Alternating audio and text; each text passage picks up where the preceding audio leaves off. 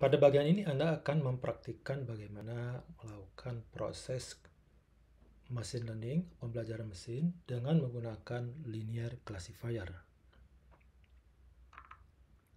Nah, yang Anda lakukan adalah pertama Anda membuka situs ini, kemudian mempelajarinya, kemudian di bagian ini ada tutorial yang diberikan oleh penulisnya dan mengikuti apa saja yang dilakukan oleh penulis ini.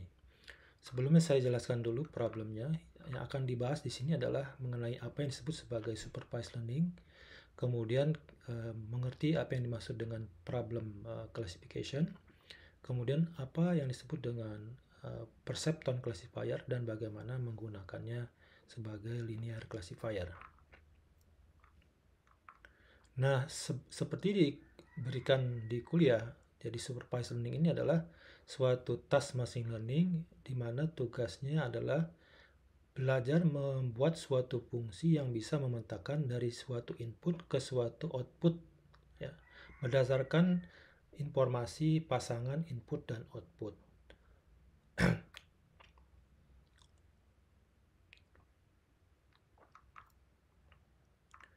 Secara umum supervised learning ini adalah ditujukan untuk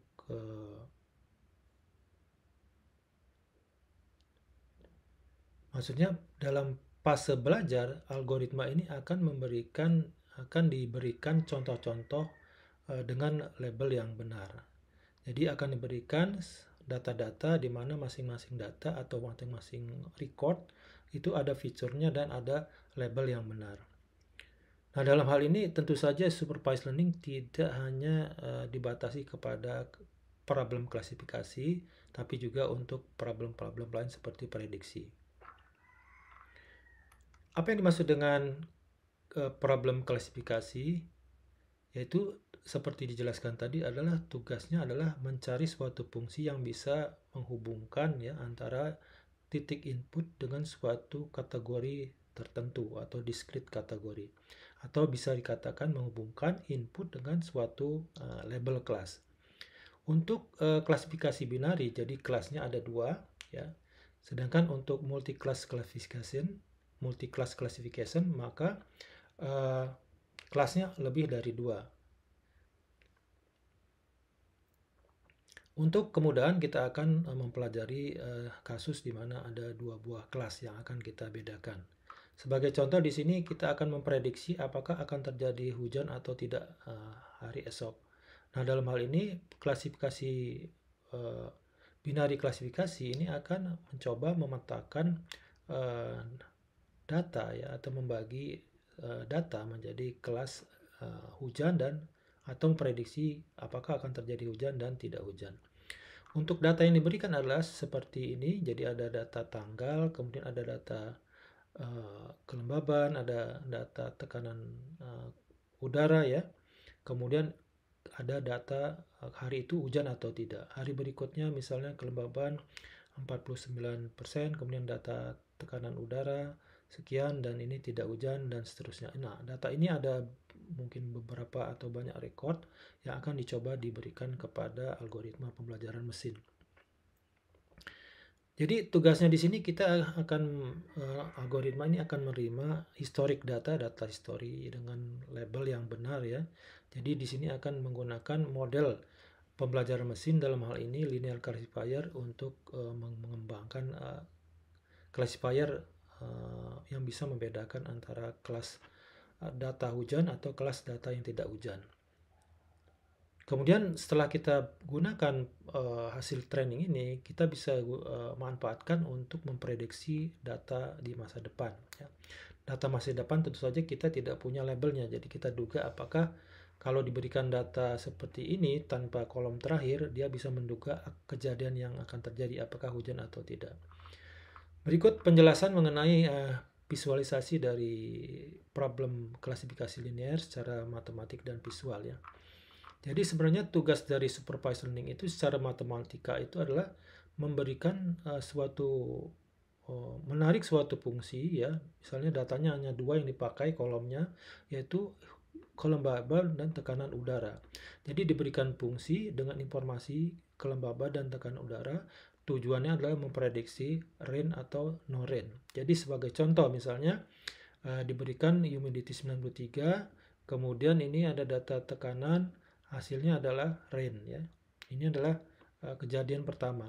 Kemudian ada fungsi lagi, diberikan data 49 kelembaban, kemudian tekanan sekian, hasilnya adalah no rain.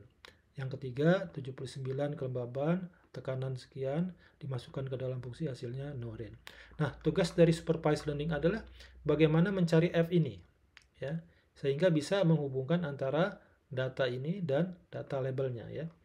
Dan fungsi ini sering ditandai dengan huruf H ya, diberi tanda H ya. Fungsi yang bisa mengaproksimasi ini. Nah, pertanyaannya lah bagaimana kalau kita buat aja app yang sangat rigid, yang price ya, presisinya tinggi gitu ya, yang akurat terhadap 100% data latih. Nah, ini tentu baik hanya untuk data latih. Problemnya adalah nanti akan sulit untuk memprediksi data yang belum pernah dijumpai. Karena itu kita gunakan linear classifier untuk membuat fungsi yang kira-kira akan bisa mengeneralisasi hubungan antara dua faktor, yaitu humidity dan pressure dan tekanan tadi terhadap kejadian hujan atau tidak ya. Nah, di sini kita akan membuat aproksimasi fungsi H dalam bentuk di sini informasinya adalah X1 ya, vektor H1 yaitu humidity, kemudian vektor kedua adalah pressure. Diberikan X1 dan X2 terhadap fungsi H ini adalah bisa kita uraikan sebagai suatu persamaan di mana ada pembobotan atau bias W0 ditambahkan bias untuk data humidity indeks ya, maksudnya atribut ataupun konstanta ataupun peubah untuk variabel humidity, kemudian dikalikan peubah untuk variabel pressure. Nah, tujuannya adalah bagaimana mencari nilai-nilai ini ya. Kita buat persamaan linearnya adalah W0 ditambah W1 kali X1 ditambah W2 kali X2. Tujuan dari pembelajaran adalah bagaimana kita mencari nilai W0, W1 dan W2 ya. Bagaimana kita melakukannya? Kalau kita gambarkan di dalam gambar ini, misalnya ada data ini ya, kejadian hujan dan kejadian tidak hujan. Tujuannya adalah menarik garis ini ya, menarik garis linear ya, lurus yang bisa memisahkan dua kelas hujan dan tidak hujan. Nah, dalam hal ini kita akan mencoba menggunakan Perceptron Classifier, adalah suatu algoritma linear yang bisa diterapkan kepada kasus klasifikasi binari.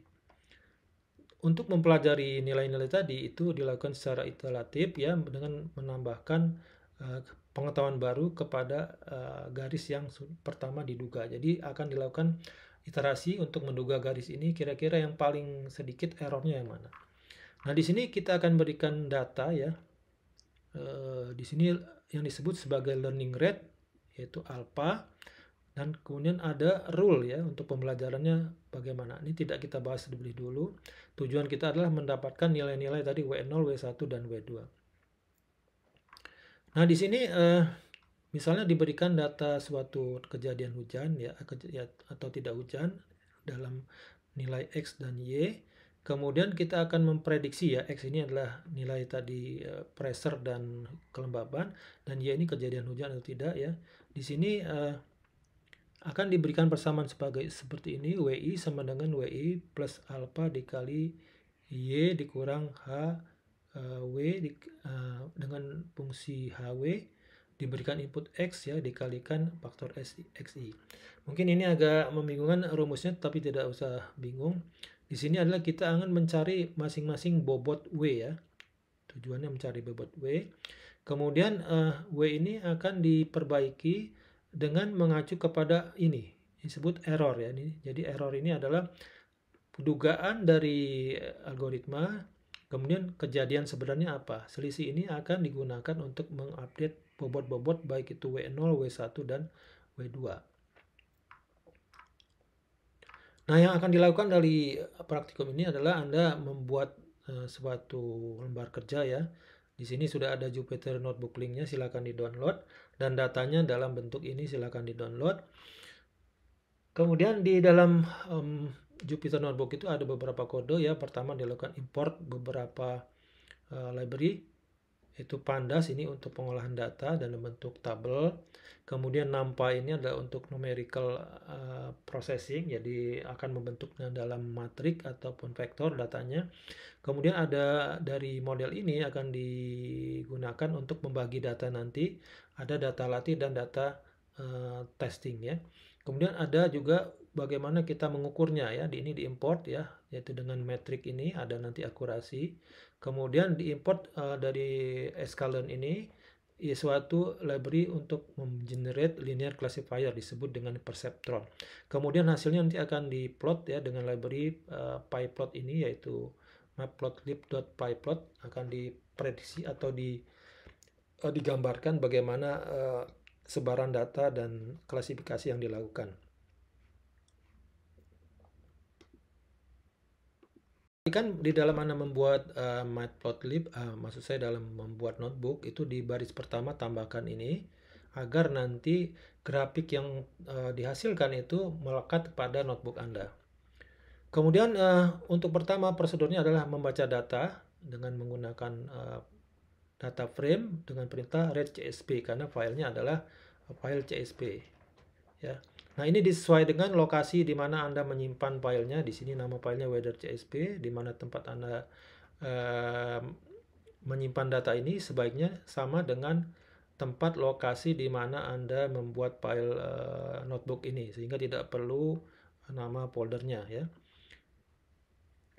Kemudian dicetak ini data head untuk menampilkan kira-kira datanya seperti apa, kolom-kolomnya seperti apa.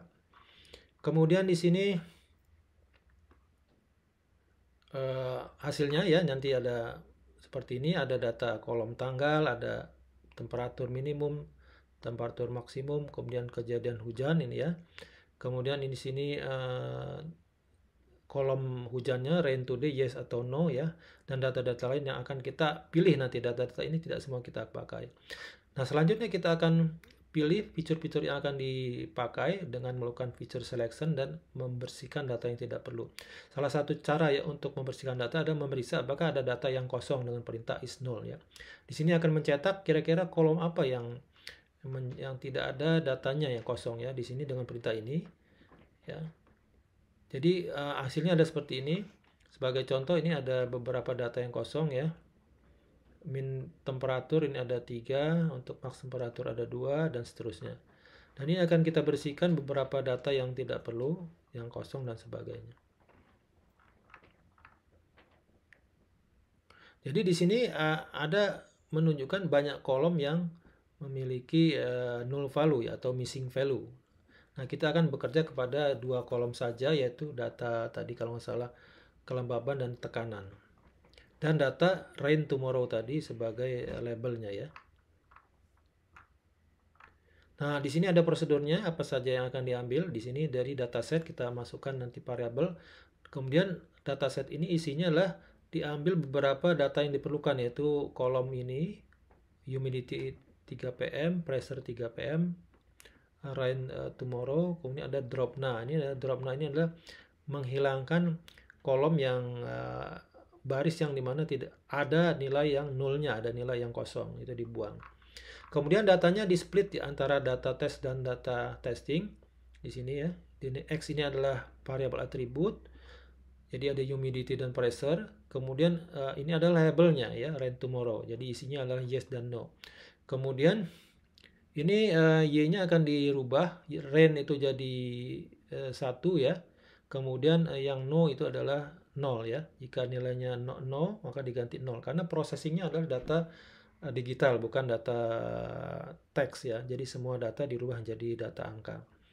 Kemudian dilakukan prosedur pemisahan data. Ada data testing untuk X training, ada X untuk testing yaitu data atributnya.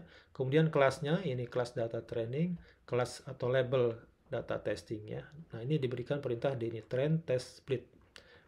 Dari data X ini diambil, dipecah jadi train X train dan Y train. Kemudian data dari Y, data kolom yes no tadi dipecah jadi training dan testing dengan ini tidak usah dipikirkan ya, tidak diperlukan. Kemudian kalau sudah dipisahkan, kita akan training ya datanya dengan data training tadi ya. Nah, ini prosedurnya lakukan ya. Di sini kita memanggil perceptron ya. Ini adalah sementara kita tidak bahas mengenai apa ini arti-artinya, kita akan coba gunakan standar saja memanggil classifier perceptron, di mana pertama lakukan training dengan perintah feed, yaitu dilakukan dengan memberikan data xtrain atau atributnya, dan ini adalah labelnya ytrain, data ytraining. Kemudian dari data ini kita prediksi data pada data xtest ya. Kita tes kepada data ujinya. Hasilnya kemudian disimpan di Y prediksi. Kemudian dibandingkan ya datanya antara hasil Y sebenarnya, kejadian hujan sebenarnya ya dari data Y test dibandingkan dengan hasil prediksinya berapa. Nah, ini diukur dengan akurasi. Hasilnya di sini diberikan hasil 77,3% akurasi ya. Nah, kemudian selanjutnya silakan diikuti. Kemudian yang terakhir di sini ada visualisasi model ya. Di sini perintahnya adalah menggunakan plyplot ya. Di sini plt subplot, dimasukkan datanya untuk data X ya. Ini X-nya dirubah menjadi numpy. Kemudian untuk semua Y ini ya adalah hasil prediksi dari X data tadi ya. Data prediksi digunakan untuk memprediksi apakah hujan atau tidak. Kemudian diplotting dalam bentuk scatter plot ya dengan variabel seperti ini, kemudian ditampilkan hasilnya. Nah, hasilnya seperti ini ya. Kemudian di sini ada juga kalau dirubah datanya, kalau di sini akan dibandingkan antara aktual data yang dibandingkan ya. Kita lihat di sini ada perbandingan ya yang dilakukan antara data aktual dengan data prediksi. Hasilnya seperti ini. Di sini tidak dijelaskan yang mana data aktual dan data prediksinya. Kemudian di sini ada full code-nya, bisa Anda ambil ya, tadi penjelasannya di atas. Nah, tugas Anda adalah membuat laporan dengan menggunakan IPython Notebook atau Jupyter Notebook yang diisi dari link ini ya. Tadi ada link untuk mana tadi? Sebentar, di sini ada link tadi. Nah, ini ya.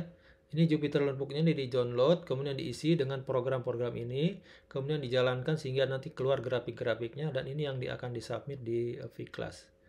Demikian penjelasan sementara, nanti akan dijelaskan lebih detail di vClass, insya Allah.